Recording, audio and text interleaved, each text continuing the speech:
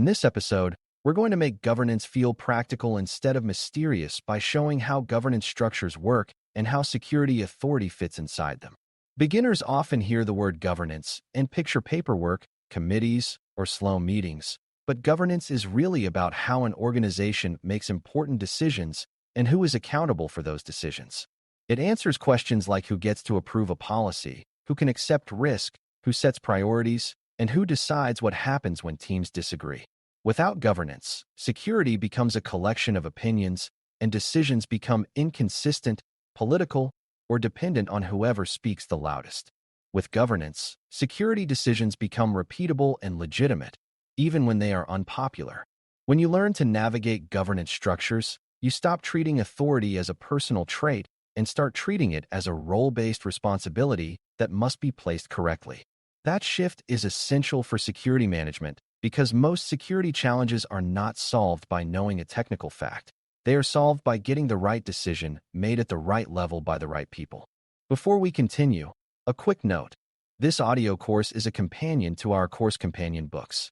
The first book is about the exam and provides detailed information on how to pass it best. The second book is a Kindle-only ebook that contains 1,000 flashcards that can be used on your mobile device or Kindle. Check them both out at cyber.author.me in the Bare Metal Study Guide series. Start with a clear definition of governance in everyday language. Governance is the system an organization uses to set direction, make decisions, and ensure accountability. It includes the roles that have authority, the rules that guide decisions, and the forums where decisions are made and documented. Governance is not the same as management, even though the two work together. Management is about executing work and running daily operations, while governance is about setting expectations, approving priorities, and ensuring the organization stays aligned to its goals and values. In security, governance creates the authority to establish policies, allocate resources, and enforce standards. It also creates the ability to resolve conflicts, such as when a team wants to move fast, but security wants review. If governance is weak, security either becomes powerless or becomes overly aggressive in an attempt to compensate, and both outcomes create risk. Strong governance makes security work smoother because decisions are made through established channels rather than through surprise debates. Governance structures vary by organization, but they usually share a few common features that beginners can recognize. There is typically a top level where strategic direction and major risk decisions are made, often connected to executive leadership. There is often a middle level where policies, standards, and major program priorities are reviewed and approved.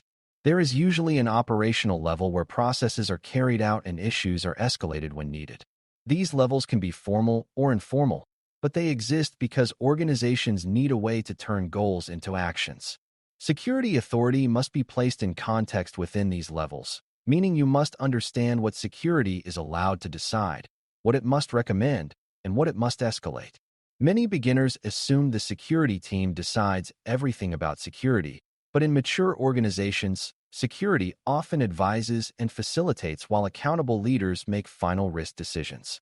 This is not a weakness. It is proper accountability. If security makes business risk decisions without the right authority, the organization loses clarity about who owns consequences. To place security authority correctly, you need to distinguish between different kinds of authority. There is authority to set policy, which is the ability to establish rules and expectations that apply across the organization. There is authority to allocate resources, which is the ability to fund initiatives, assign staff, and approve budgets.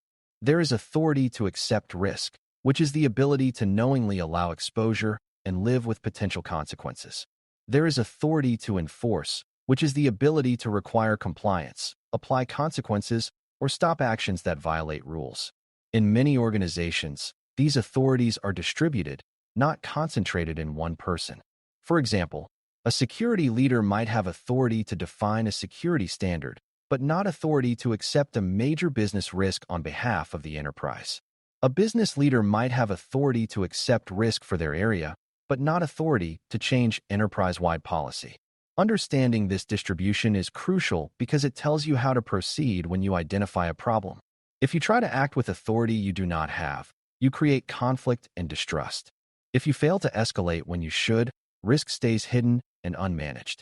Governance also provides the concept of accountability, which is different from responsibility. Responsibility is who does the work, while accountability is who owns the outcome. A team might be responsible for implementing a control, but an executive might be accountable for the risk decision that required the control. In security, confusion between responsibility and accountability is common and dangerous.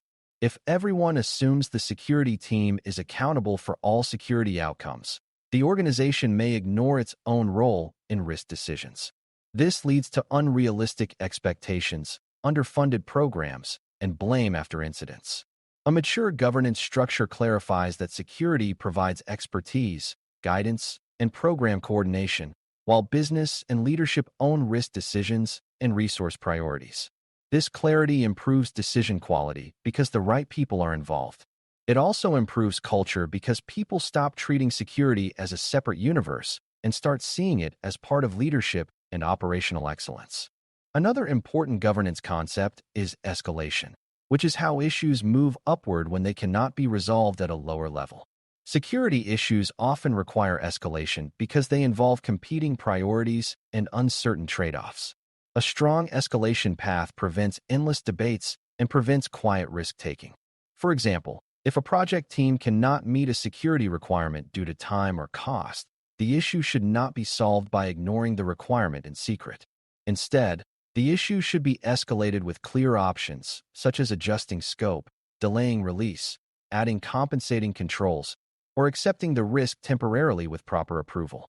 Governance provides the forum and authority for that decision, such as a risk review group or executive sponsor. Escalation also protects teams because it creates a legitimate way to surface concerns without being punished for slowing progress. When escalation is normal, security becomes less adversarial because it is part of the decision process. Without escalation, security is forced into last-minute conflict or silent acceptance.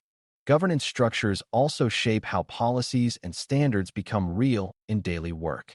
A policy approved at a high level is meaningless if it does not connect to processes that teams can follow. Governance helps by ensuring that policies are supported by standards, procedures, and accountability mechanisms. It also ensures that exceptions are handled consistently, because exceptions are where governance is tested. If exceptions are granted casually, policies become optional and trust erodes. If exceptions are impossible to obtain, teams will bypass policy and hide behavior. A balanced governance approach creates a clear exception process with documentation, time limits, and accountability for accepted risk. This keeps the organization honest about risk while still allowing flexibility. Beginners should see exceptions as a normal part of governance, not a failure, because organizations face constraints and must sometimes choose among imperfect options. What matters is that exceptions are deliberate, visible, and owned by the right authority. Placing security authority in context also involves understanding how security relates to other governance bodies. Security rarely exists alone. It interacts with privacy, legal, compliance, audit, risk management, and business leadership. These groups can have overlapping concerns, and governance helps coordinate them. For example, legal might focus on obligations and liability, privacy might focus on personal data expectations, audit might focus on evidence and control effectiveness, and risk management might focus on enterprise risk prioritization. Security authority must operate in harmony with these perspectives rather than competing with them. This coordination prevents conflicting guidance and reduces confusion for teams trying to comply. It also strengthens security decisions because they reflect multiple viewpoints. Beginners sometimes think security is the single authority on risk, but in mature governance, security is one important voice among others. The goal is not to dominate. It is to ensure security considerations are properly represented and translated into decisions. It is also useful to recognize that governance can be formal or informal, and both forms can be effective or ineffective. Formal governance includes defined committees, charters, meeting schedules, and documented decisions. Informal governance includes habits like who leadership listens to, how decisions are typically made, and how conflicts are usually resolved. If informal governance is strong but undocumented, security may still function, but it can become fragile during leadership changes or organizational growth.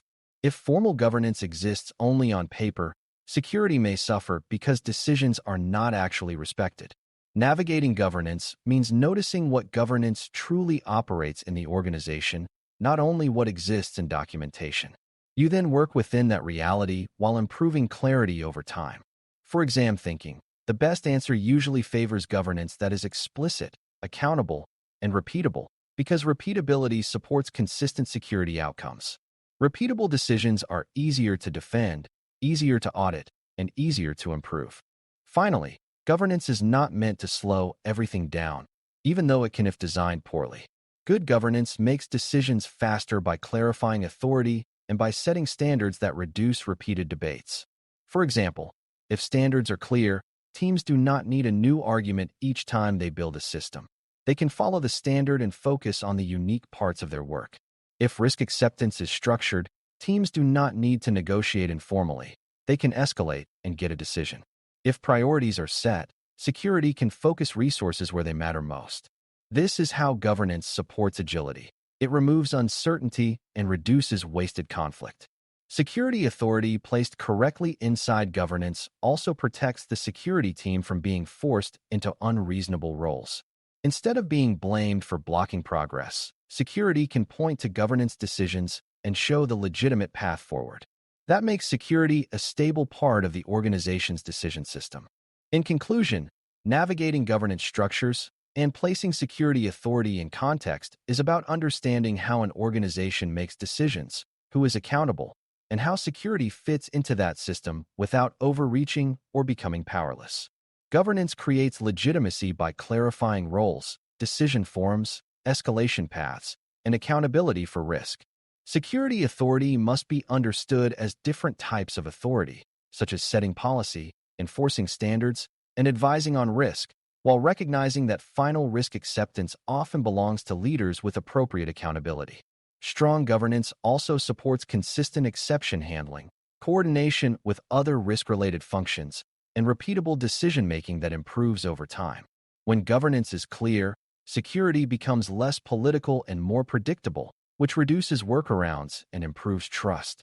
Most importantly, governance turns security from a collection of opinions into a managed program with legitimate authority and clear accountability, and that is a foundation you need for effective security management and exam success. Thanks for listening. For more audio courses, daily newsletters, and more, please visit DailyCyber.News.